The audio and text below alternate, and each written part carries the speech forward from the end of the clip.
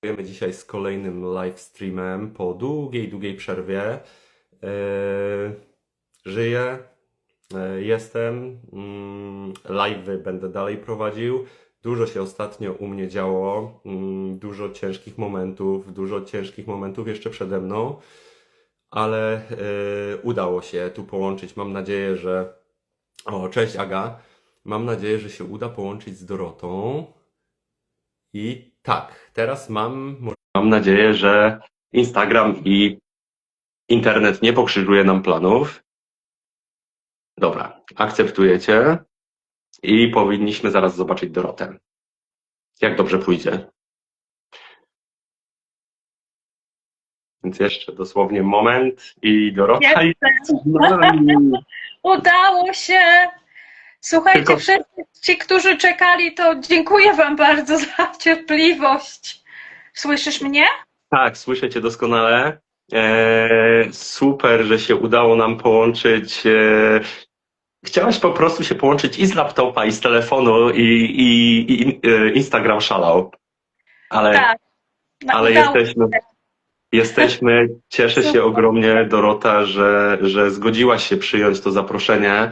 Już planowaliśmy to od dawna, Tak, tak. ale przez pewne perturbacje gdzieś tam prywatne nam się nie udało połączyć, ale jesteśmy. Ja się ogromnie cieszę, bo to jest temat, na który będziemy rozmawiać, jest bardzo ważnym tematem. Mhm.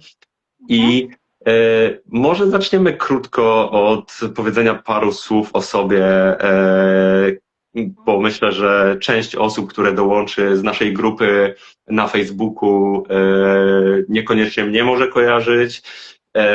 Część osób ode mnie pewnie nie kojarzy Ciebie, ale myślę, że dużo osób skorzysta z Twojej wiedzy i z tego, czym się chcesz z nami podzielić. Więc jak możesz, to opowiedz o sobie kilka słów.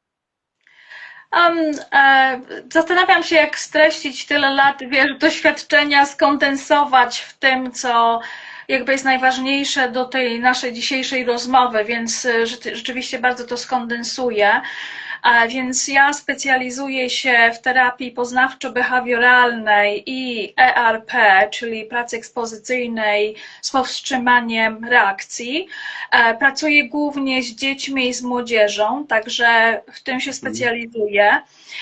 Z zamiłowania, z wielkiej pasji uwielbiam pracować przede wszystkim z OCD, z zaburzeniem obsesyjno-kompulsyjnym, a również nie tylko z dziećmi, ale przede wszystkim z rodzicami, czyli w pomocy rodzicom, w tym w jaki sposób reagować no, na zachowanie lękowe dzieci, no, w związku z OCD i pracuję głównie metodą SPACE, Supportive Parenting of Childhood Emotions, i to jest program doktora Elaja Lebowica z Uniwersytetu w Yale, z którym miałam przyjemność kończyć szkolenie, który szkolił mnie osobiście, więc to jest super. Super, super. No i przede wszystkim, co ja mogę powiedzieć i bardzo chciałabym się tym pochwalić, że właśnie zakończyły się, bodajże w tym tygodniu zakończyły się pierwsze w Polsce warsztaty metodą SPACE doktora Lebowica. Także Super. cieszę Super. się. Było super. Też się mega cieszę, Dorota, i to jest ogromny krok gdzieś tam w przód, bo wiemy, jak dużo jest jeszcze do zrobienia. I ogromnie cieszę się, że możemy tu razem porozmawiać. Wiem, że te 45 minut to nie jest jakoś wiele, ale myślę, że to jest nasze pierwsze, ale nie ostatnie spotkanie i okazja do rozmowy. Więc cieszę się bardzo. Jeszcze raz Ci dziękuję za to, że dołączyłaś do nas. Ja z mojej strony powiem, że ja jestem osobą z OCD. Nie jestem specjalistą, ale wiem, jak samotnym się jest, będąc z OCD sam ze sobą, niezrozumianym, bez wsparcia. Dlatego robię to, co robię, czyli mówię głośno o zdrowiu psychicznym, o tym, czym jest OCD, czym nie jest. i chce coś zmienić. I myślę, że mamy realny wpływ to zmienić wspólnie przy pomocy takich osób, jaką jest Dorota, bo tutaj Dorota bez zastanowienia w ogóle przyjęła moje zaproszenie i zdecydowaliśmy się razem porozmawiać. Więc Super. dzięki Ci, Dorota, jeszcze raz. Wiesz co, tak komentując na to, co powiedziałeś, że czujesz się osamotniony w tym OCD, w tym zaburzeniu i to trudno się słucha, że osoby właśnie z tym zaburzeniem czują się w ten sposób. Mhm. I ja muszę Ci powiedzieć, że tak samo właśnie rodzice czują się strasznie osamotnieni w tym, że tak naprawdę nie wiedzą, w jaki sposób, wiesz, nie tylko jak wspierać to dziecko, nie wiedzą, co mają robić, nie wiedzą, jak mają, wiesz, reagować. Często nie znają innych osób, które może rodziców, którzy zmagają się, wiesz, z tym zaburzeniem. I właśnie to było bardzo fajne w naszych warsztatach Space, że ci rodzice mogli się, wiesz, połączyć, że oni mogli zobaczyć, że tam gdzieś mieszka jakaś osoba, która również mierzy się z podobnym no, problemem swojego dziecka. Tak, i to jest, myślę, niezwykle ważne, o czym wspomniałaś, bo osoby z OCD, zwłaszcza na początku swojej drogi, często myślą, że to jest tylko ich problem i że faktycznie to jest mega duże cierpienie i zmagamy się z bardzo poważnym zaburzeniem, które zabiera nam bardzo dużo czasu. Lęk jest przeogromny, ale też trzeba pamiętać, że osoby bliskie, nie tylko rodzice, ale też partner, partnerka, przyjaciele, osoby, które nas otaczają, są dotknięte tym zaburzeniem. I myślę, że to, o czym dzisiaj będziemy rozmawiać, jakby z Twojej wiedzy będziemy rozmawiać w kontekście rodziców, ale to można bardzo łatwo przenieść na akomodację, bo o tym będziemy dzisiaj rozmawiać, na partner, partnerka, brat, siostra, bo tak naprawdę akomodacje występują we wszystkich tych relacjach i mogą się pojawić. Więc myślę, że tak, możemy zacząć nasz temat, którym, jak już wspomniałem, są akomodacje rodziców, ale też akomodacje w rodzinie. I możesz nam przybliżyć to pojęcie. Czym są tak naprawdę akomodacje i jak mogą się jak najprościej to zrozumieć? Dobrze, ale jeszcze też zacznę od tego pewnego wątku, który poruszyłeś, a natomiast powiedziałeś, że to nie dotyka tylko samego chorego, czyli osoby, która cierpi na zaburzenie obsesyjno-kompulsyjne, ale to dotyka systemu, czyli to dotyka możliwe, że rodzeństwa, jeśli mówimy tutaj o dziecku, które ma zaburzenie obsesyjno-kompulsyjne, to będzie dotykało zarówno rodzeństwo, to będzie dotykało rodzica lub rodziców, nawet wujków, nawet dalszej rodziny, jak również pieska, kotka i świnkę morską. Albo też osób z pracy, bo też mogą występować akomodacje w pracy, tak? Oczywiście i przyjaciół, właśnie młodych osób. Często spotykam się z tym, że właśnie na przykład koleżanka ze szkoły akomoduje pewne zachowanie, czy kolega akomoduje pewne zachowania właśnie lękowe. Co to znaczy ta akomodacja? Należy rozróżnić dwa pojęcia przede wszystkim. Modyfikacja i akomodacja. Jeśli mówimy o modyfikacji, to jest coś takiego bardzo, bardzo pomocnego. Czyli na przykład w przypadku osób z OCD, ale również na przykład z autyzmem, czy też właśnie z neuroróżnorodnością, czy to jest ADHD, autyzm, to do pewnego stopnia my modyfikujemy swoje zachowania, i które są bardzo potrzebne w uregulowaniu tego systemu nerwowego dziecka. Natomiast jeśli mówimy o pojęciu akomodacji, to mówimy w odniesieniu do lęku, czyli wszystkie zachowania, które my jako rodzic, czy jako rodzina, czy jak ty powiedziałeś właśnie przyjaciel, czy w pracy na przykład, czy ktokolwiek z naszego otoczenia, ktokolwiek z naszego systemu i też również szkoły chociaż tam wolałabym widzieć w szkole więcej modyfikacji niż akomodacji. Mhm. I tutaj to polega na tym, że chcemy obniżyć lęk tej drugiej osoby. Czyli jeżeli ktoś, i takim największym problemem, jeśli chodzi o akomodację, to jest reassurance z języka angielskiego, czyli udzielanie zapewnień. Czyli na przykład ktoś się pyta, czy na pewno nic mi się nie stanie, tak? Mhm. I wtedy rodzic odpowiada, na pewno nic ci się nie stanie. Ale jesteś pewna na 100%? Jestem pewna na 100%. No ale powiedziałaś to w takim dziwnym akcencie, normalnie nie mówisz w taki sposób. Powtórz to jeszcze raz. Więc mama czy też rodzic powtarza jeszcze raz i czasami te akomodacje, one na przykład, jeśli chodzi o reassurance czy też zapewnianie z języka polskiego, no to po prostu powoduje to, że ten lęk tego dziecka się obniża. A skoro lęk się obniża, to w związku z tym ta ulga jest na krótko, jak my wiemy, no ale z powrotem myśl ta intruzyjna może się pojawić, powodować ten lęk i wtedy dziecko wykonuje kompulsję, my wykonujemy pewne akomodacje, możemy na przykład, dziecko też może zapytać się, słuchaj, sprawdź przednie drzwi, sprawdź tylne drzwi dla mnie, zrób to, zrób tamto i rodzice to wykonują. Też inną rzeczą, którą rodzice wykonują, rodzice są po prostu, nie mają często życia swojego, wiesz,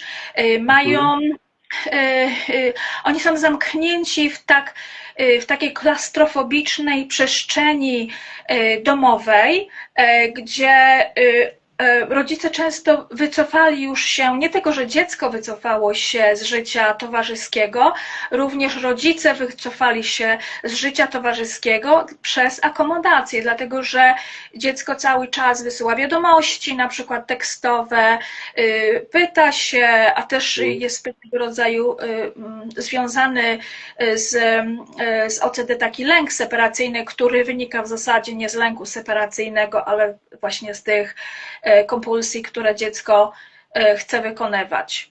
Także to jest poważny problem.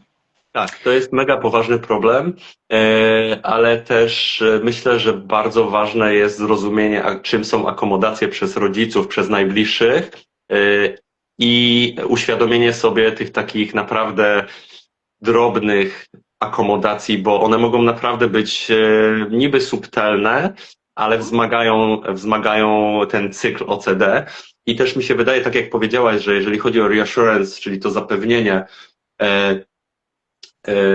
to jest jakby jedna rzecz, że dziecko, czy tam partnerka może nas pytać o to, czy rzeczywiście nic nam się nie stanie, albo czy rzeczywiście zakręciłam gaz, żeby sprawdzić i tak dalej.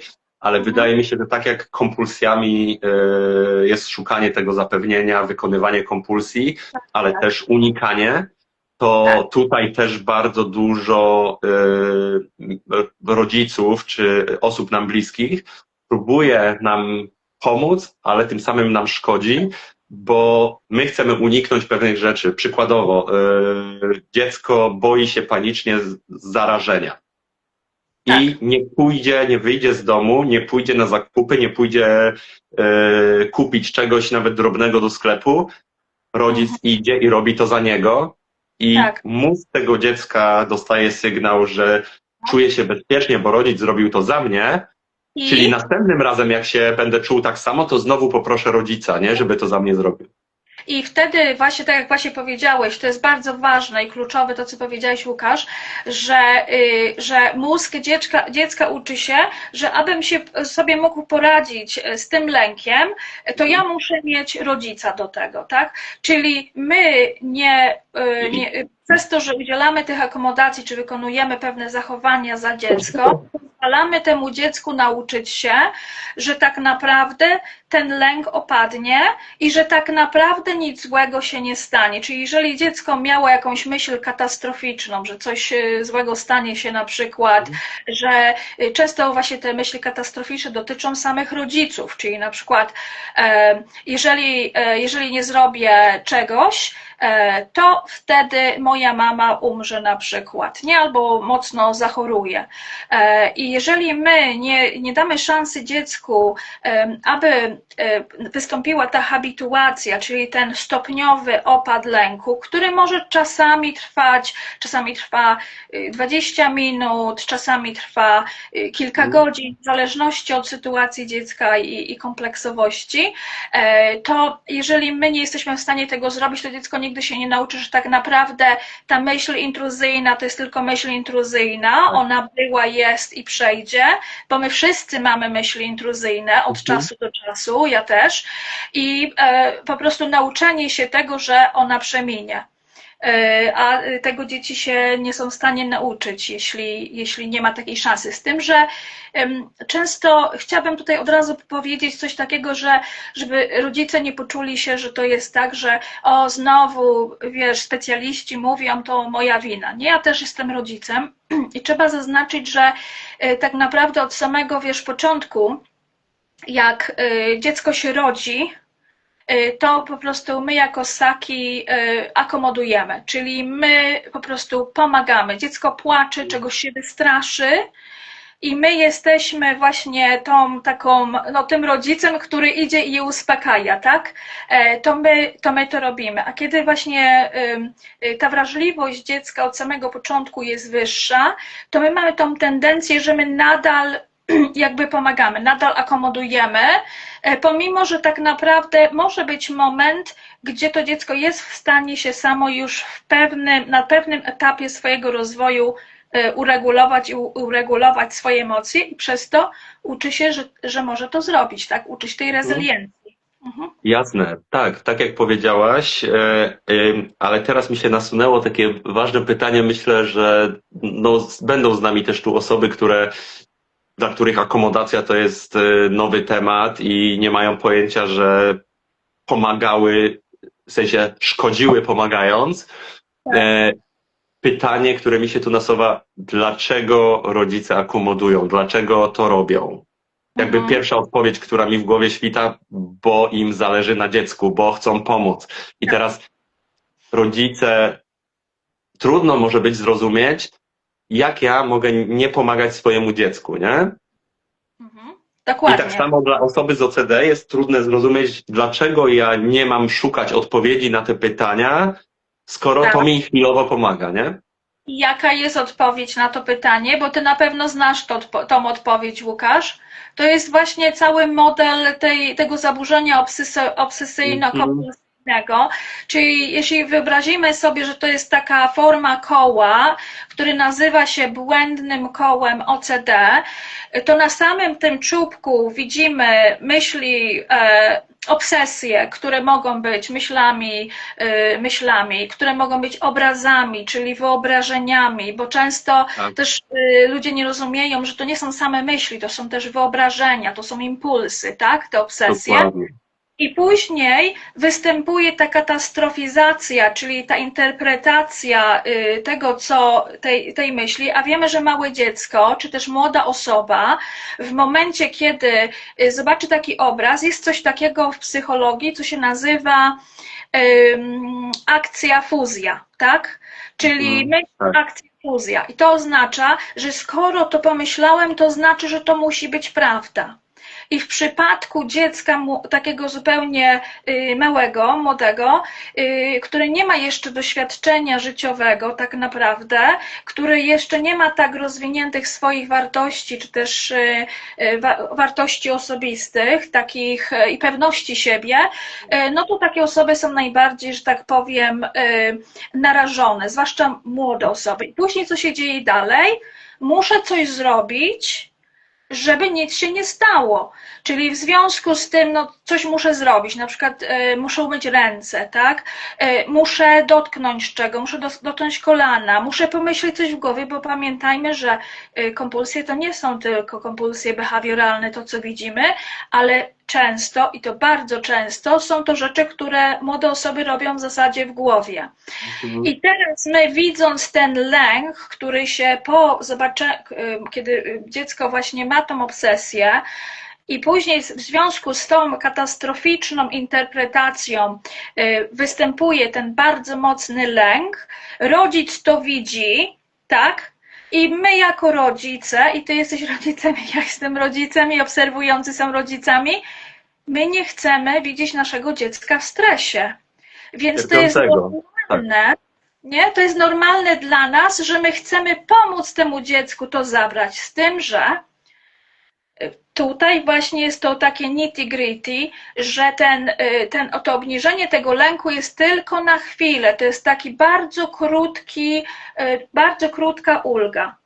Czyli aby dziecko było w stanie pokonać ten lęk, ono musi po prostu zostać z tym lękiem, tak? I wtedy to w dłuższej perspektywie może zacząć się zmieniać. Jednakże jeśli ty jako rodzic upewniałeś dziecko setki razy w ciągu dnia, to nie możesz teraz zwyczajnie po prostu przerwać, bo to byłoby bardzo no takie... Drastyczne. No, to jest tak jak z ERP, nie? Nie możemy zacząć od razu od ekspozycji, Tak. które są na 90% stresujące, bo w pierwszym kroku nie damy rady, nie? Widzę, że dużo, ja widzę, bo ja ciebie, wiesz, co słucham, Łukasz, i ja widzę, że masz olbrzymią wiedzę. I rzeczywiście to jest właśnie to jest to, co też ja chciałabym, właśnie co ja chcę na warsztatach Space, czy też w kursie, który teraz stworzyłam i wkrótce będzie w przedsprzedaży dla właśnie rodziców, który właśnie opowiada o tym wszystkim, który tłumaczy, który edukuje, który daje tą psychoedukację rodzicom, której oni nigdy nie mieli. Tak, i to, co teraz powiedziałaś, w ogóle widziałem zarysy twojego kursu, więc jestem ogromnie pod wrażeniem. I cieszę się, że taki kurs powstał, bo uważam, że od psychoedukacji w ogóle powinniśmy zacząć, że tak, tyle o ile osoby z OCD mogą mieć ciężko i mogą sobie, w zależności od tego, jaki mają wgląd w swoje OCD i w to, co się dzieje w głowie, ale mogą po prostu wypierać to i nie chcieć tej psychoedukacji, ale jako rodzice wydaje mi się, że to jest pierwszy krok, żeby w ogóle starać się zrozumieć, Tak. czym jest OCD i co pomaga, a co szkodzi. Bo też oczywiście rodzice są, żyjąc z dzieckiem z OCD, czy ludzie, którzy żyją z partnerem, z partnerką, z kimkolwiek z OCD, mogą być sfrustrowani, zdenerwowani, mogą tracić cierpliwość, bo nie wiedząc, po prostu to są normalne reakcje i często rodzice też potrzebują terapeuty, moim zdaniem nawet bardzo często, bo to nie jest łatwe dla nich. Nie jest łatwo patrzeć na dziecko, które cierpi i jeszcze w dodatku mieć w głowie, że nie mogę mu pomóc. A wiemy, że OCD to jest spektrum i może być dziecko, które na brak zapewnienia powie, no dobra, to po prostu jakoś to przemęczy, a może być dziecko, które wpadnie w furię. Dokładnie, ale ten mechanizm, czy to jest płacz, czy to jest obwinianie, czy to jest wyśmiewanie się dziecka, czy to jest właśnie ta furia, ten atak właśnie, to jest ta sama reakcja. To jest reakcja fight and flight, czyli to jest Tak. walka i ucieczka, która może się objawiać właśnie w taki sposób, że może być to na przykład dziecko może wyśmiewać, a co ty tutaj na przykład mi mówisz, albo wiesz, albo na przykład atakować. To jest ten sam mechanizm. Też myślę, że jako rodzice, znaczy, jeżeli ktoś jest na początku drogi z OCD, to trudno wymagać od rodzica, żeby wychwytywał wszystkie niuanse, ale myślę, że będąc świadomym, jak sprytne może być OCD, że ono czasami potrzebuje tylko, wiesz, mrugnięcia okiem albo odpowiedniej miny i już masz to zapewnienie, to łatwiej jest na pewno później widzieć pewne schematy działania dziecka z OCD i starać się oczywiście patrzeć z empatią, nie denerwować się czy nie oskarżać dziecka o to, co robi, ale inaczej reagować, bo rozumiejąc, jesteśmy w stanie inaczej pomyśleć, że to jest OCD, to nie jest moje dziecko, tylko dziecko reaguje tak, wykonuje kompulsję, pyta, bo to jest dla niego ogromny stres. I teraz ja mam jako rodzic opcję zdecydować, co ja chcę zrobić, nie? Jak zareagować, żeby mu pomóc, ale żeby mu nie zaszkodzić. Ja taki przykład Ci, Dorota, i tutaj Wam podam. W ogóle, jeżeli macie jakiekolwiek pytania do nas, to możecie śmiało w komentarzach pisać. Mamy tu Dorotę, więc wykorzystujcie ją, jak możecie, jakkolwiek to zabrzmiało. Przykład mojej siostry, mam nadzieję, że się nie obrazi za to, że to powiem, ale też zmaga się z OCD i sprawdzała przez długi czas obsesyjnie drzwi. No i moja mama, zdenerwowana, wychodząc, mówi: dobra, wsiadaj już do samochodu, ja zamknę drzwi. Typowa akomodacja. Tak. I typowy pośpiech rodzica, dlatego że właśnie to jest też właśnie jedna z takich rzeczy, które ja obserwuję, że właśnie rodzice robią coś dla dziecka właśnie z tego powodu, bo się spieszymy, bo życie jest takie, bo jest życie bardzo szybkie, bo musimy wyjść do szkoły szybko, bo musimy się ubrać i wyjść, bo musimy wyjść na zakupy i tak dalej, i tak dalej. Mam nadzieję, że się nie przerwałam. Czy chciałeś jeszcze coś powiedzieć? Nie, mów. Więc jeszcze jest właśnie ta rzecz, do której też z tym przykładem się odniosłeś. Rzeczywiście no, istotny przykład, ale też to, co powiedziałeś wcześniej, jest bardzo ważne. To jest to, że ta empatia, tak? Czyli nie ignorujemy, nie po prostu nie ignorujemy, nie mówimy dziecku, że manipuluje, bo to jest takie dosyć, że tak powiem, dla mnie jako terapeuty wkurzające, że ktoś może oskarżyć dziecko na przykład o manipulację i rodzice tak naprawdę nie wiedzą, czy ten specjalista, który to powiedział, czy on, wiesz, czy rzeczywiście coś w tym jest, czy po prostu zwyczajnie, wiesz, nie rozumie tego, z czym zmaga się ten rodzic, z czym zmaga się to dziecko. No i ten rodzic nie ma żadnego odniesienia. Jedna ważna rzecz, o której powiedziałeś, to jest ta właśnie empatia. Jak odpowiadamy dziecku? Odpowiadamy z empatią, czyli walidujemy uczucie dziecka. Czyli mówimy, ważne, tak. widzę, że jesteś zestresowany, słyszę, czyli możemy użyć jakby zmysłów, jeśli chcemy to zapamiętać, czyli tak, widzę, co się z tobą dzieje, widzę, że co się dzieje z tobą, czyli jakby mówimy, co my widzimy, co my słyszymy, co my czujemy. I później jeszcze do tego, według metody SPACE doktora Elaja Lebowica, on daje tak jakby receptę na to, w jaki sposób wspierać dziecko. I mówi, że musi być walidacja, czyli pokazujemy to, co widzimy, a przez to też dziecko uczy się rezyliencji, bo taka młoda osoba od kogo ma się nauczyć, w jaki sposób się czuje, w jaki sposób ma nazwać emocje, jak nie od swojego rodzica. Więc już samo to, że my mówimy na przykład, nazywamy te uczucia, które my widzimy w naszym dziecku, to powoduje, że ono się uczy tej rezyliencji.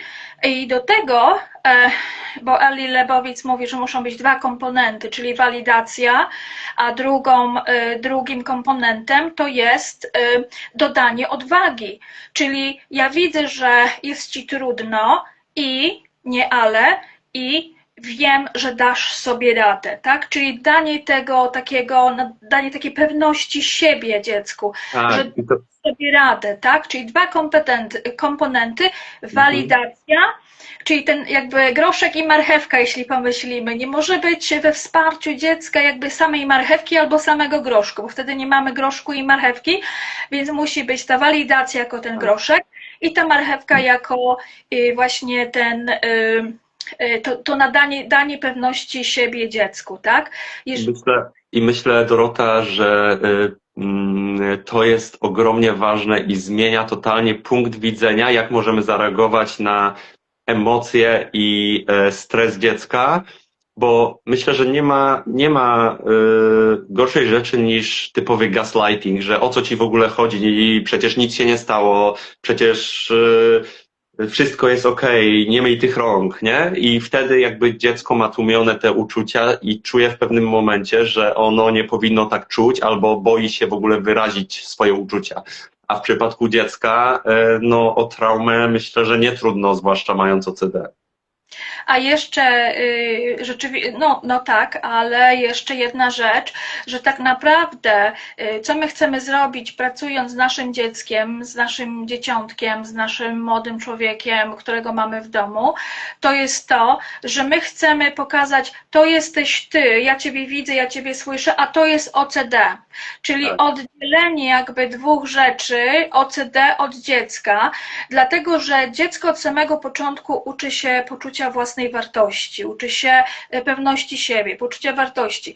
Więc jeżeli my bardzo szybko nie oddzielimy tego, kim jest ta młoda osoba i jego wartości, od tego na zdrowie i tego, co jest właśnie tym OCD, to wtedy to właśnie najlepiej, żebyśmy to zrobili, tak? Bo wtedy mamy jednego wroga, czyli mamy właśnie wroga to OCD, a nie to dziecko. Czyli my razem z dzieckiem możemy zmierzyć się przeciwko temu wrogowi, którym jest to OCD i z tego punktu widzenia myślę, że lepsze wyniki osiągniemy.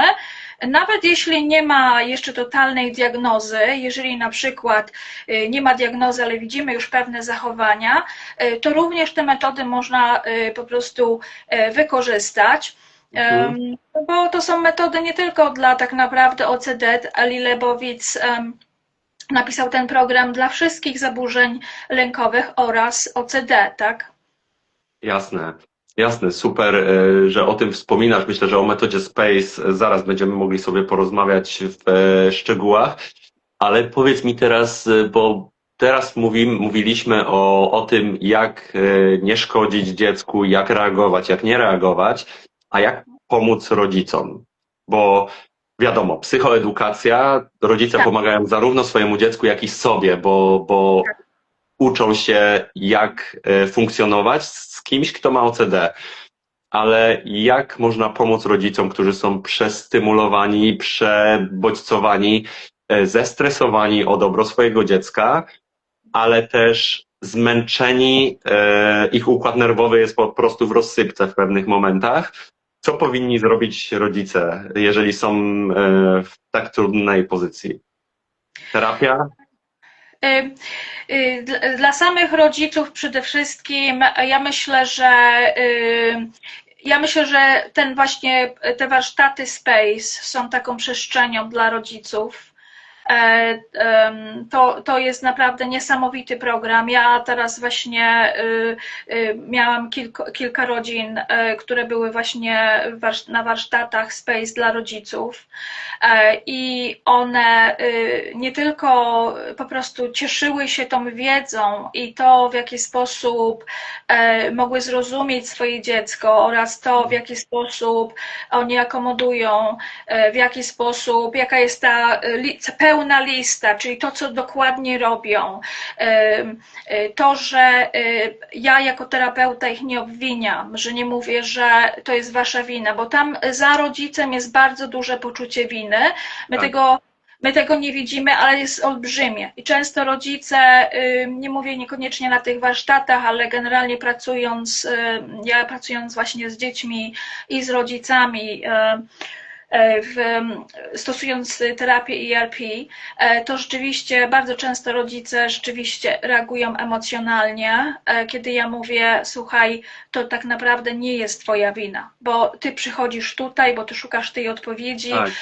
Czyli taka komunikacja już od samego początku, nie oskarżająca rodzica, jest bardzo pomocna rodzicowi.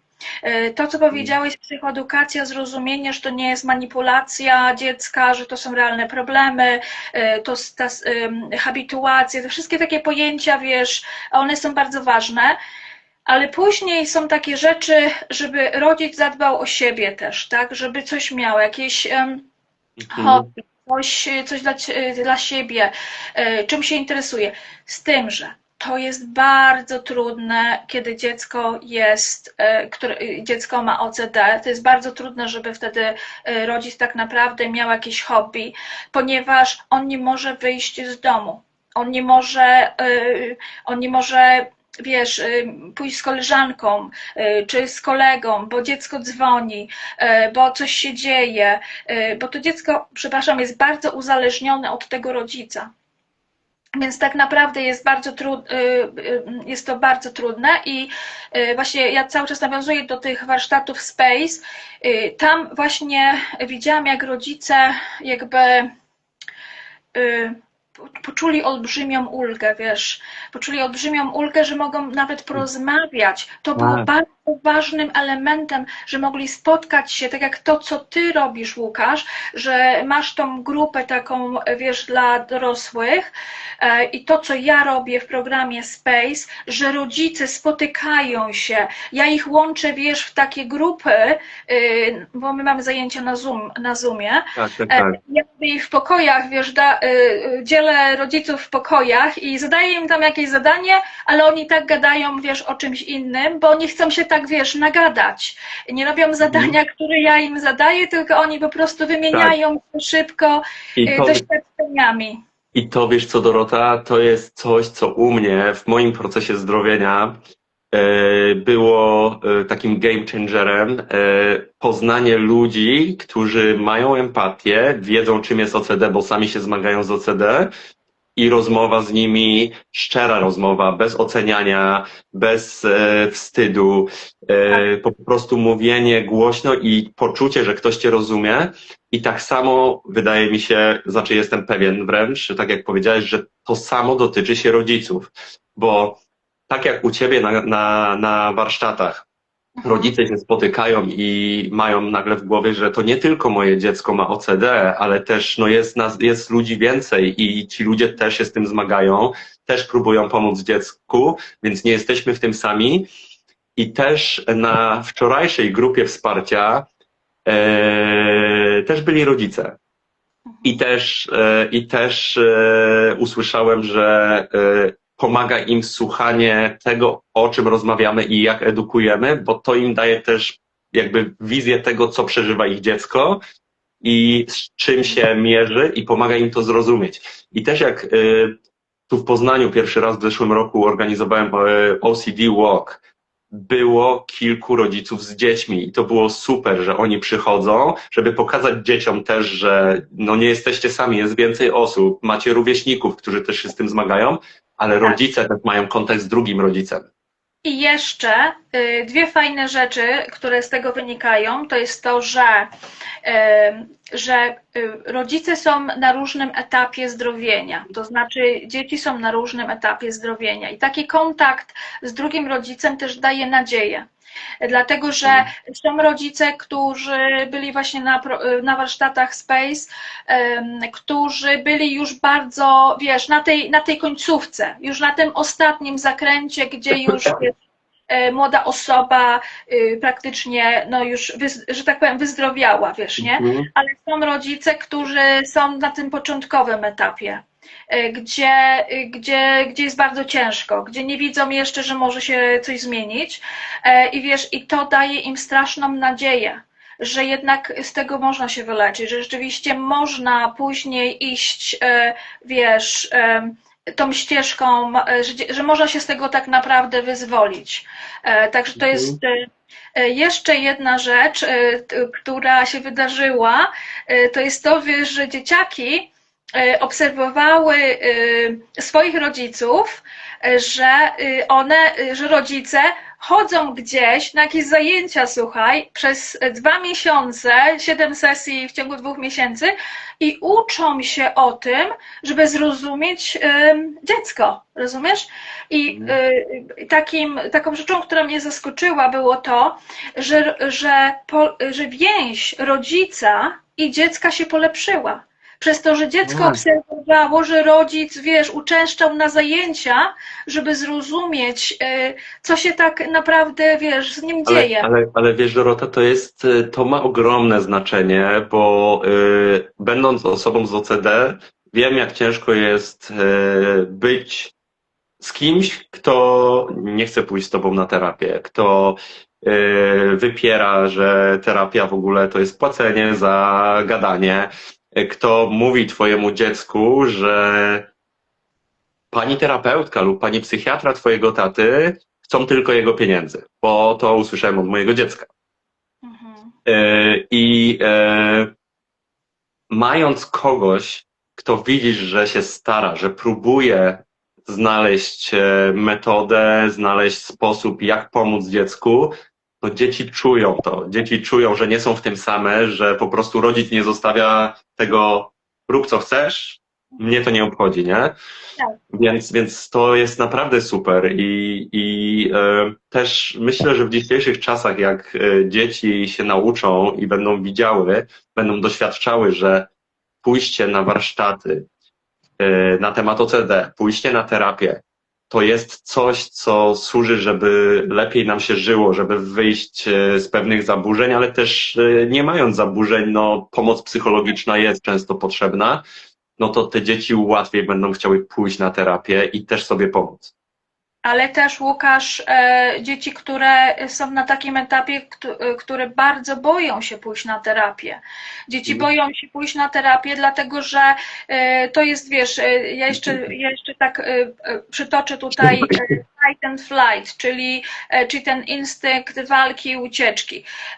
Dlaczego dzieci boją się pójść na terapię? Dlatego, że to jest tak, jakby ktoś ci tak, wiesz, za głową tygrysa postawił, takiego, który, wiesz, chce cię zaraz zeżreć. To jest taki strach dziecka, bo one myślą sobie, będę musiał odpuścić temu lękowi i coś złego może mi się wtedy albo mojej rodzinie wydarzyć. A w momencie, kiedy rodzic idzie pierwszy, na pierwszą linię frontu i uczy się, jak wspierać, zanim jeszcze dziecko pójdzie tak naprawdę na terapię, on już będzie mógł przekazywać, ten rodzic, takie, wiesz, wiadomości, będzie wiedział, jak wspierać, będzie mógł walidować. Dziecko też obserwuje, że coś, wiesz, coś się zmienia w domu. Przed wprowadzeniem w ogóle zmian, bo my wycofujemy w programie Space te akomodacje, nie tylko, że wiesz, że one są i o nich mówimy, my wycofujemy, a zanim wycofujemy, to my wtedy piszemy list do dziecka i informujemy dziecko o tym, że będą zmiany w domu, tak? Czyli dajemy też czas. Komunikacja między rodzicem a dzieckiem ma ogromne znaczenie, też między osobą dorosłą z OCD, tak jak mówimy tutaj ogólnie o systemie rodzinnym, ma znaczenie, jak komunikujemy to. Nie można po prostu wrócić do domu po warsztatach i ciach, bez słowa nagle dziecku nie odpowiadać, nie? Tak. Mhm. Więc to naprawdę ma znaczenie, rozmowa, ale taka z empatią, nawet jeżeli nie rozumiemy, co się dzieje w głowie dziecka, to próba spokojnej rozmowy i próba jakby komunikowania się w ten sposób, w jaki opowiedziałaś nam, że jakby pokazywanie dziecku, że jest możliwe, żeby wysiedzieć w tym lęku, że jesteśmy w tym z nim i dodanie mu odwagi robi dużą różnicę. Ja rozumiem, że rodzice mogą mieć takie obawy, że skoro będę walidować, czyli będę mówić, widzę, słyszę, co się z tobą dzieje, że mogą mieć takie obawy, że ten problem może się pogłębić, bo ja uznaję ten problem, tak? Ale to nie chodzi o to, że ja uznaję, że to OCD jest i że to jest dobre, tylko że ja uznaję, że ten problem rzeczywiście istnieje. Czyli ja waliduję problem, że on w ogóle, czyli to jest taka radykalna akceptacja, nie tego, że się z tym zgadzamy. To jest trochę z DBT też, wiesz, z terapii dialektywno-behawioralnej, że my się tak naprawdę nie zgadzamy z tym, co się dzieje i co się stało, ale akceptujemy, że tak jest. I w momencie, kiedy my zaakceptujemy, że mamy do czynienia z OCD, że ten problem jest rzeczywisty, że się naprawdę dzieje, to wtedy jesteśmy w stanie się zjednoczyć wspólnie z dzieckiem przeciwko OCD. To jest tak samo jak osoby z OCD często mylą, zwłaszcza jak są nieświadome, że akceptacja myśli, że to są tylko myśli, jest równoznaczne z akceptacją treści tych myśli, co jest totalnie nieprawdą, bo myśli zawsze były, są, będą i będą jakimś tam szumem w głowie, ale my nie akceptujemy treści tych myśli, czy one coś znaczą, czy nie znaczą, czy my jesteśmy źli przez to, że pomyśleliśmy tak, a nie inaczej. No i tak samo tutaj. Emocje i uczucia są czymś, czym są faktycznie i dziecko ma prawo tak się czuć, a nie inaczej. I nie możemy mu mówić, że nie masz prawa tak się czuć, bo przecież nie było w ogóle takiej sytuacji, które by spowodowało. Skąd wiesz, rodzicu, jak się czuje twoje dziecko, jak nie jesteś w głowie i gdzieś tam w środku jakby umysłu dziecka. Więc No właśnie, dziecko nie rozumie tego, że tak naprawdę każda obsesja, czy też myśl intruzyjna, czy to jest wyobrażenie, czy to jest jakiś bodziec, że to jest bardzo egodystoniczne, że to jest kompletnie niezgodne z wartościami danej osoby, więc samo zrozumienie tego zagadnienia i pokazanie dziecku, że ja to rozumiem, że to nie jesteś ty, tak, że ty tak naprawdę kochasz zwierzęta i nie byłbyś w stanie ich skrzywdzić, ja to widzę, wiesz, ja to słyszę, natomiast dziecko myśli sobie, ojeny, skoro miałem obraz, że zabiłem kota, że kot leżał gdzieś martwy, to, że rzeczywiście, wiesz, że ja mogę być mordercą zwierząt, nie? A my wiemy dobrze, że to jest kompletnie sprzeczne, OCD jest sprzeczne z wartościami danej osoby w 100% i my wiemy od bardzo znanych osób, właśnie jeśli chodzi o tych naukowców badających OCD, czy to John Abramowicz, czy to David Weil, czy dr David Will i tak dalej, cała lista, Paul Salkowski i tak dalej, oni wszyscy wierzą, że to jest bardzo egodystoniczny problem, tak? A terapeuci w Stanach, co prawda tutaj się nie spotkałam za bardzo, jeśli chodzi o Wielką Brytanię, ale w Stanach terapeuta daje nóż swojemu klientowi, każe przykładać, wiesz, do szyi sobie, bo po prostu tak bardzo wierzy, że to jest problem egodystoniczny, czyli kompletnie niezwiązany z wartościami danej osoby, wręcz atakując, OCD atakuje wartość danej osoby, jednakże taka młoda osoba, dziecko, które jeszcze tak naprawdę nie ma ten przedni płat czołowy u nastolatka do wieku 25 lat nie jest w pełni rozwinięty i tak naprawdę ciało migdałowate bierze górę zawsze i dlatego jest tak trudno jakąkolwiek terapię wykonać i ona nigdy nie działa, jeśli próbujemy pracować na zasadach poznawczych. My używamy tylko właśnie tych ERP, czyli pracy ekspozycyjnej, jeśli chodzi o właśnie zmiany zachowania. Tak samo zachowania rodzica, czy zachowania dziecka. No właśnie. Dokładnie. Ty już, Dorota, wspomniałaś w ciągu dzisiejszego live'a kilkukrotnie o metodzie SPACE i myślę, że możemy teraz temat troszkę rozwinąć. Myślę, że dużo zostało powiedziane. Metoda SPACE, wiemy, że to jest metoda pracy z rodzicem, ale jeżeli mogłabyś nam przybliżyć jeszcze raz skrót SPACE, czym jest ta metoda i jak to wygląda z twojej praktyki? Dobrze, więc ta metoda, ta nazwa SPACE jest nieco myląca, bo ona SPACE kojarzy się z jakimś kosmosem, natomiast jest to akronim słów Supportive Parenting of Anxious Childhood Emotions, czyli inaczej mówiąc, wspierający rodzicielstwo dzieci właśnie z tymi zaburzeniami lękowymi. Bo to nie tylko, ten program nie został tylko stworzony, jeśli chodzi o OCD, również o zaburzenia lękowe też, nie? Także ta metoda została stworzona przez doktora Elaja Lebowica, który zrobił takie nie tylko on ze swoim zespołem z Child Study Center w Yale, ale też jest wiele badań naukowych, które potwierdzają skuteczność jego metody i ta metoda opiera się na pracy jedynie z rodzicem. Czyli my jako terapeuci pracujemy z samym rodzicem i to rodzic zmienia swoje zachowanie. Rodzic nie prosi o to, żeby dziecko zmieniło coś w swoim zachowaniu, tylko rodzic zmienia swoje zachowanie. I oni razem z zespołem Lebowic i jego zespół wykonali takie badania randomizowane, kontrolowane badania naukowe, czyli takie super fajne badania naukowe, które pokazują, że program SPACE, czyli praca z samym rodzicem, gdzie jest to rodzic dziecka w wieku do chyba 12 lat, jest tak samo efektywne jak terapia poznawczo-behawioralna, gdzie terapeuta pracuje z samym dzieckiem.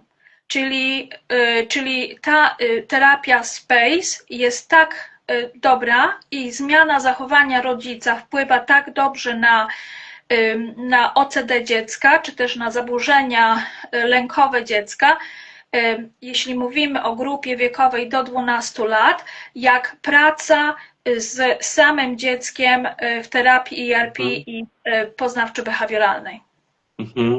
Jasne. Jest to świetna metoda. Rodzice mają ogromny wpływ na to, czy te akomodacje pojawiają się i w jakiej skali, czy jednak będą pomagać swojemu dziecku, nie angażując się w te kompulsje i w rytuały. I tak jak powiedziałaś, generalnie poza tym zrozumieniem przez rodzica i czym jest OCD i jak reagować, jak nie, o roli, jaką odgrywa empatia, no to wielkie znaczenie ma tu zmniejszanie tych akomodacji, nie? Tak, nie tak. tylko, tak jak mówiłaś, opowiadanie rodzicom, czym to jest i tak dalej, tylko skuteczne wdrażanie, żeby tych akomodacji, tych dostosowań do dziecka, kompulsji, czy tam angażowania się w te kompulsje razem z dzieckiem było jak najmniej. Tak. I my właśnie w tym programie SPACE na warsztatach tworzymy całą listę tych akomodacji, więc rodzice dostają takie karty pracy, które wypełniają i na tych kartach pracy mają rano, przed szkołą, w czasie szkoły, po szkole, wieczorem, przed pójściem spać, w weekendy, że po prostu, żeby oni wypisywali wszystkie akomodacje, których dokonują i powiem Ci, że te listy są po prostu pełne. Również jest coś takiego jak skala FASA, czyli Family Accommodation Scale, która w ogóle nie jest przetłumaczona jeszcze na język polski. Ja przetłumaczyłam ją, ale jeszcze muszę to uzgodnić, wiesz, też z Elajem Lebowicem, bo to wiesz, jakie to są kompleksowe te tłumaczenia, ale już ja korzystam z samej FASy, pracując w Wielkiej Brytanii, właśnie w Narodowej Służbie Zdrowia tutejszej, pracując z dziećmi, z młodzieżą. Ja widzę, kiedy ta FASA, kiedy my mierzymy ilość akomodacji, to na przykład rodzice na samym początku terapii osiągają, że pełną skalę, czyli praktycznie jak jest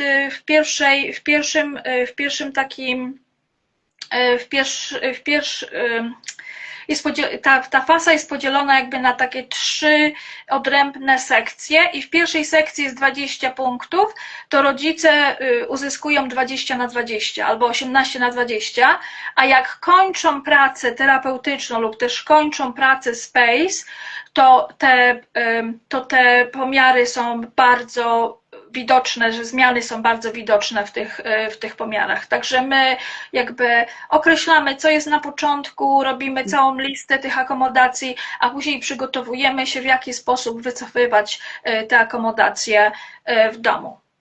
I rodzice też będąc wśród innych rodziców widzą, że jest to możliwe. Nie jestem w tym sam, ja sam nie będę pracował tylko i wyłącznie i inni rodzice też muszą pracować, bo wyjście z OCD zarówno dla osoby z OCD jest bardzo ciężką pracą i to nie jest tylko pójście na terapię raz na tydzień czy raz na 2 tygodnie, tylko to jest praca własna pomiędzy sesjami i tak samo dla rodzica.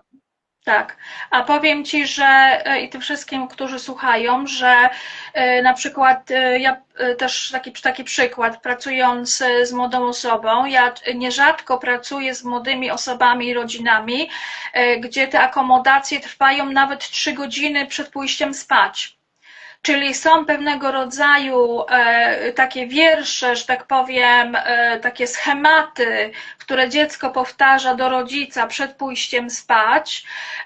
Później, jeśli na przykład w danym domu, w danym mieszkaniu, w danym domu mieszka jeszcze babcia, dziadek, czy też mieszka mama, tata, wiesz, cała rodzina, pies, świnka, tak jak wcześniej powiedziałam, i kot, to dziecko potrafi najpierw pójść do mamy, zapytać te wszystkie swoje pytania, czy na pewno, a powtórz, a jeszcze raz, a powiedz, że na 100%, a to, a tamto. Później idzie znowu do swojego, dajmy na to, taty, później idzie do babci, później idzie do dziadka, później idzie do pieska i wiesz, przytyka psu na przykład palec do nosa w określony sposób, później do świnki morskiej i wiesz, i dotyka klatkę w określony sposób też. I to są naprawdę wielogodzinne akomodacje, nawet przed pójściem spać. I to wycofujemy. A powiedz mi tak z Twojego doświadczenia, bo wiemy, że świadomość rodziców ma duże znaczenie. I teraz tak, warsztaty Space. Wyobraźmy sobie, że jest dziecko poniżej 10 roku życia z OCD Tak? i ma starszego brata, starszą siostrę, mamę, tatę i dziadka. I teraz pytanie, czy w warsztatach Space powinni wziąć udział wszyscy? Czy to jest tak, że przychodzi jeden rodzic, 2 rodziców i po prostu muszą się uświadamiać nawzajem? Bo to, że jeden rodzic będzie ograniczał akomodację, a cała reszta rodziny będzie dalej to robiła, no to ma taki średni sens, nie? Ale pytanie fajne zadałeś, naprawdę. No, tak bardzo trafiłeś. Pytanie jest bardzo, bardzo ważne. Na warsztaty Space przychodzą, ponieważ tak jak powiedzieliśmy, że to jest problem systemowy, więc często jest też tak, że rodzice no, nie mieszkają, raczej często się zdarza w tych czasach, że rodzice nie mieszkają razem, czyli mieszkają osobno, czyli na przykład 50 czasu jedno dziecko spędza Mhm. w jednym domostwie, 50 w drugim, czy tam w jakimś innym tam, wiesz, limicie czasowym. I teraz bardzo ważne jest to, żeby oboje rodziców, w ogóle w samej terapii już poznawczo-behawioralnej i ERP, czyli pracy z samym dzieckiem, zacznę może od tego, to jest bardzo ważne, żeby ten cały system był włączony właśnie w tą pracę. Bardzo ważne. I jeśli chodzi o same warsztaty Space, to ja zapraszam 2 opiekunów. Czyli 2 osoby z rodziny mogą przyjść na te zajęcia, czyli cena jest jedna, jakby za jedną osobę, ale czy przyjdzie jedna osoba, czy 2, to zależy po prostu od danej rodziny. I to nie musi być rodzic, to może być na przykład ktoś z rodzeństwa, jeśli jest starsze rodzeństwo, jeśli ma wpływ taki na te akomodacje, to Ale też. wtedy znaczenie ma ta edukacja w rodzinie już wtedy, nie? Jeżeli mama i ojciec są jakby Tak. wyedukowani, Mhm. to znaczy, że muszą uświadamiać babcię, dziadka. Wiemy, międzypokoleniowa komunikacja jest różna, Tak. ale to jest ich obowiązek, żeby po prostu pomóc swojemu dziecku i żeby wszyscy byli świadomi. Tak. I rzeczywiście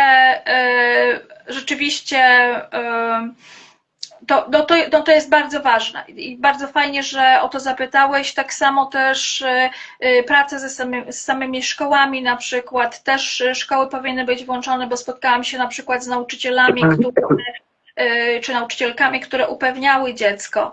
Czyli ja mówię, że powinny być modyfikacje w szkole i powinno być zrozumienie, że to dziecko ma OCD, natomiast nie powinno być akomodacji w szkole.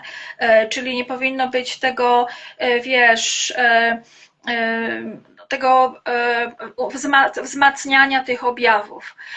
I jedna rzecz, którą ja zawsze, ale to zawsze daję, jeśli na przykład pracuję jako terapeuta z dzieckiem samym, to rodzicom zadaję tak samo zadania domowe.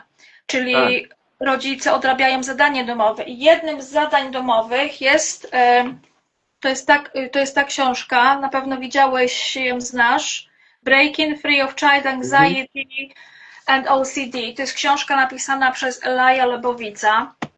I jeżeli ktoś nas słucha, zna angielski, to kochani, zacznijcie od rozdziału 5 i rozdziału 7.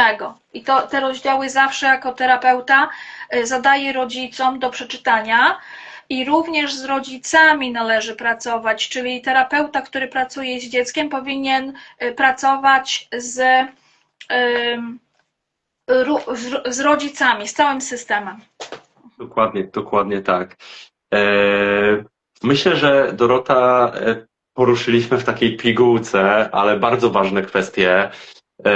Ogromnie się cieszę, bo myślę, że z naszej grupy tutaj w Polsce dużo osób skorzysta z tego, ale też mam nadzieję, że trafi do Ciebie wiele osób, skorzysta z Twojej wiedzy, z Twoich warsztatów, więc jeżeli tylko macie ochotę i chęć, to zajrzyjcie na Instagrama Doroty. Dorota aktywnie działa w naszej grupie na Facebooku. And for English people, Dorota is also specialized in English therapy for kids in OCD and specialized with SPACE method, so you can just follow Dorota and see what she has to offer. Yeah. Więc Dorota, ja ci bardzo, bardzo dziękuję za to, że tutaj udało się nam porozmawiać. Myślę, że to nie jest nasza ostatnia rozmowa. Przesympatycznie się z Tobą rozmawia. Dziękuję Ci bardzo. A jeszcze mam dla Ciebie niespodziankę i dla Twoich followersów, że każda osoba, która zdecyduje się jakby zakupić mój kurs czy też warsztaty, jeśli wpisze w polu rabatowym Intrusive OCD MEMES, to dostanie 10% zniżkę na moje produkty, właśnie na kursy dla rodziców i SPACE.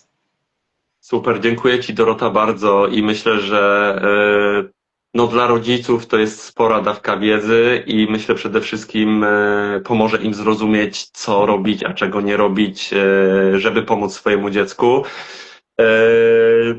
I tak, i do następnego spotkania.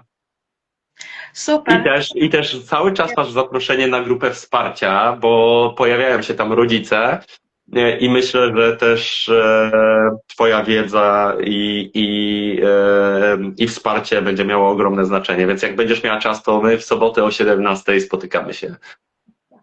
Na razie bardzo dużo się dzieje, ale na pewno Wiem. Na pewno w jakimś momencie skorzystam. A zastanawiam się, czy są jeszcze jakieś pytania, słuchaj Łukasz. Tak, dokładnie. Słuchajcie, jeżeli macie jakieś pytania, to po to tutaj jesteśmy.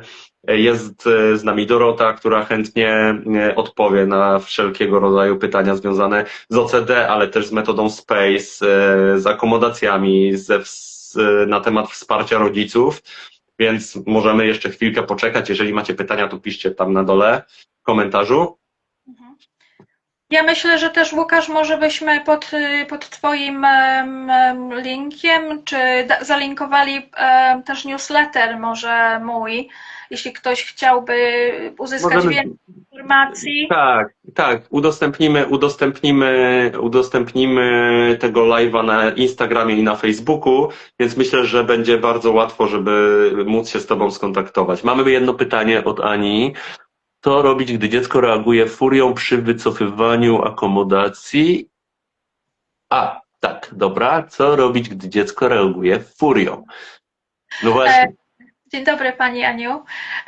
Ja rzeczywiście, jeśli to właśnie tutaj chodzi o to, co wcześniej wspominaliśmy, właśnie o ten instynkt walki i ucieczki.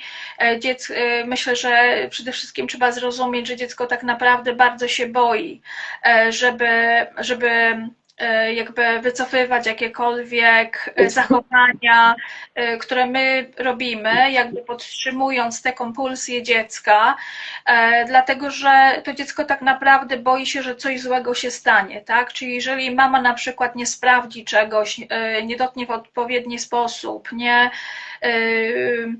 mama może powiedzieć, dobra, nie będę teraz chować noży, tylko zostawię na przykład je na blacie normalnie, to dziecko może wpaść w furię, bo boi się, że rzeczywiście może skaleczyć domownika, tak? Bo może w to wierzyć. Wtedy my pamiętajmy zawsze o groszku i marchewce, czyli zauważenie tych emocji, ale czasami, kiedy są takie bardzo trudne emocje, silne, to rzeczywiście te racjonalne podejście jakby nie uda się. Czyli co można robić, czyli jakby dać space, czyli dać taką przestrzeń temu dziecku, żeby nie próbować na siłę niczego robić, czyli po prostu dać temu dziecku się uspokoić. Ale też Dorota, myślę, że to, co wcześniej wspomniałaś, ma duże znaczenie, czyli wycofywanie tych akomodacji stopniowo, nie? Żeby to nie był taki drastyczny skok dla dzieci, Tak. e, bo to może się po prostu nie udać. No raczej nie. Dlatego trzeba być, że tak powiem, jest coś takiego nie wiem, czy w Polsce też smart goals, czyli to Tak. specyficzne, czyli wiemy, co wycofujemy, czyli jest też jakby wiadomość do tego dziecka, czyli dajemy z uprzedzeniem, tak? Czyli nie robimy tego drastycznie, czyli na przykład mówimy kilka dni wcześniej, wysyłamy na przykład list do dziecka albo piszemy jakąś wiadomość, że bardzo Cię kocham. Zresztą jak to zrobić właśnie Space i na warsztatach, jeśli ktoś jest chętny, jakby, żeby dołączyć, dowie się, jak to zrobić. Tak samo właśnie w kursie, który niedługo też się pojawi w przedsprzedaży. Ja tłumaczę dokładnie, jak to zrobić właśnie.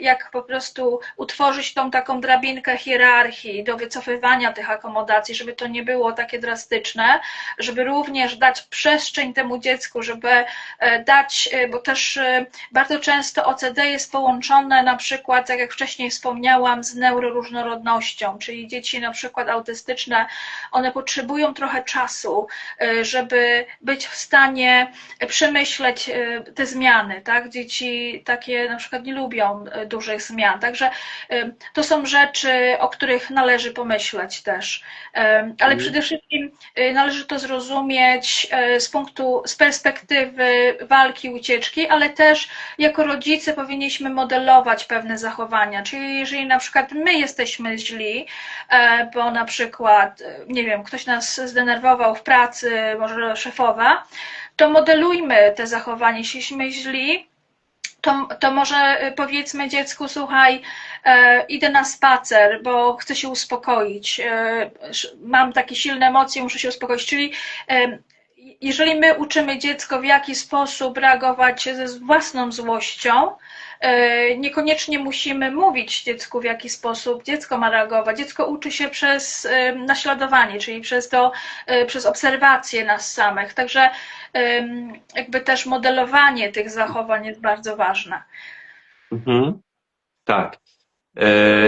Kolejne pytanie też od drugiej Ani. Czy te warsztaty są też dla rodziców 18-latków? Generalnie tak, nawet starszych dzieci. To są warsztaty dla wszystkich osób. Teraz ta pierwsza, ten pierwszy, ten pierwszy rzut warsztatów był dla dzieci właśnie do 17 lat życia, ale jeżeli dziecko jest zależne od rodzica, to również 18-latek czy 20-latek, bo my wiemy, że są dzieci, które mają 20 lat i cały czas mieszkają w domu, albo na przykład no, mieszkają, studiują i nadal są jakby zależne od rodziców, to wtedy tak, jeżeli rodzic uważa, że jest wysoki poziom akomodacji, których on dokonuje dla dziecka, to wtedy jak najbardziej jest to dla tego rodzica. Jeżeli Ja też znam dorosłe osoby, które żyją z rodzicami i po prostu akomodacji jest tam od cholery. Więc, tak. więc myślę, że to, o czym opowiadałaś, o tej metodzie SPACE, to może być traktowane też dosyć uniwersalnie, jeżeli te akomodacje się pojawiają. Tam jest też Eli Lebowitz stworzył taki program Fail to Launch, czyli jakby dla młodych osób, które jakby są w wieku właśnie 18, 19, 20, 25, które jakby jeszcze nie mają swojej kariery, nie mają swojej pierwszej pracy, czy nie są na przykład, nie poszły na studia, czy do szkoły, czy ja nie wiem, na jakiś kurs, żeby wiesz, że nie są ani w edukacji, ani nie pracują, to właśnie Space jest również polecany dla tych osób, które jakby nie udało się jakby wystartować w to dorosłe życie. Także jak najbardziej jest. Ja myślę, że ja lubię zawsze dzielić grupy jakby na te młodsze, że tak powiem, młodsze do rodziców w młodszej grupie, bodajże do 13 lat i później od 14 w górę. I nie wiem, czy jeśli będzie duże zainteresowanie, to może zrobię na taką jedną grupę, gdzie jest No bo właśnie. też chyba tu chodzi o tą świadomość jakby dziecka, nie? Dziecko, które jest poniżej, nie wiem, 10-13 lat, ma inną świadomość, inaczej reaguje niż dziecko starsze, Tak. no, z którym już rodzic pewnie inaczej musi pracować. Tak, i pomimo wszystko, że te akomodacje są, to dziecko nie jest aż tak bardzo zależne od rodzica, dziecka, młodzieży na przykład, kogoś, kto ma 17-18 lat, nie jest tak bardzo jakby młoda osoba zależna od rodzica w tym momencie od dokonywania tych akomodacji, chociaż też jest w zależności od przypadku. Natomiast u tych młodszych dzieci zdecydowanie. I ja bardzo zapraszam, jeśli ktoś słucha, właśnie zwłaszcza młodsze, właśnie rodzice młodszych dzieci, bo naprawdę tak jak właśnie te badania naukowe prowadzone przez Aleja Lebowica pokazują, że jest naprawdę bardzo efektowny to program właśnie zwłaszcza dla tych młodszych dzieci. Jasne. Super. Dziękuję, Dorota, za wyjaśnienia. Myślę, że Ania, jeżeli masz jakieś jeszcze pytania do Doroty, to możesz zadawać. Ale tak, no myślę, że jeżeli nie będzie więcej pytań, to powoli zbliżamy się do końca i na pewno jeszcze, Dorota, zaproszę Cię i będziemy mogli porozmawiać, bo tylko przez rozmowę i mówienie głośno o tym możemy coś zrobić, możemy coś zmienić, możemy pomóc rodzicom, możemy pomóc dzieciom. Pani Ania poleca. Jako absolwentka, Pani Aniu, była Pani niesamowita i cudowna, jako moja studentka. Także rzeczywiście dziękuję bardzo za to polecenie, Pani Aniu, dziękuję bardzo. Fajnie. Super. Słuchajcie, jeżeli Was nie ma na Instagramie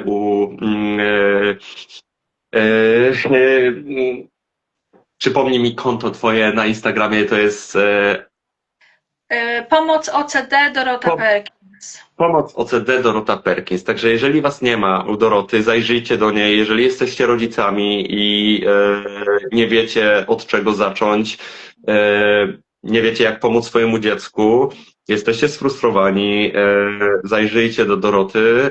Dorota jest specjalistką, która bardzo chętnie wam pomoże i dziękuję Ci, Dorota, za to, co robisz i dziękuję Ci za to, że się udzielasz w naszej grupie, tutaj nie tylko w Anglii, ale w Polsce, bo to dużo zmienia. Dziękuję za zaproszenie. Cieszę się, że mogłam pomóc, jeśli komuś mogłam pomóc. I też właśnie zapraszam na swoje media. Właśnie mam też kanał na YouTubie, jestem na Facebooku aktywna, także śledźcie mnie, zobaczcie, co będzie się działo, a dzieje się bardzo dużo. Razem z Eweliną Rybką, którą pozdrawiam, bo nie wiem, chyba ogląda, właśnie wspólnie zjednoczyłyśmy siły i ona wspiera mnie od takiego zaplecza administracyjnego i naprawdę lecimy mocno do przodu, także Super. będzie się działo w tym temacie właśnie OCD dzieci i młodzieży, także śledźcie. Niech się dzieje jak najwięcej, Dzięki. bo trzeba szerzyć wiedzę, świadomość i pokazywać ludziom, że nie jesteśmy w tym sami i że można z tego wyjść. Jak najbardziej można, tak. Dziękuję, Dorota. Miłego wieczoru. Na razie. I ściskam. Pa. Dziękuję wszystkim, pa!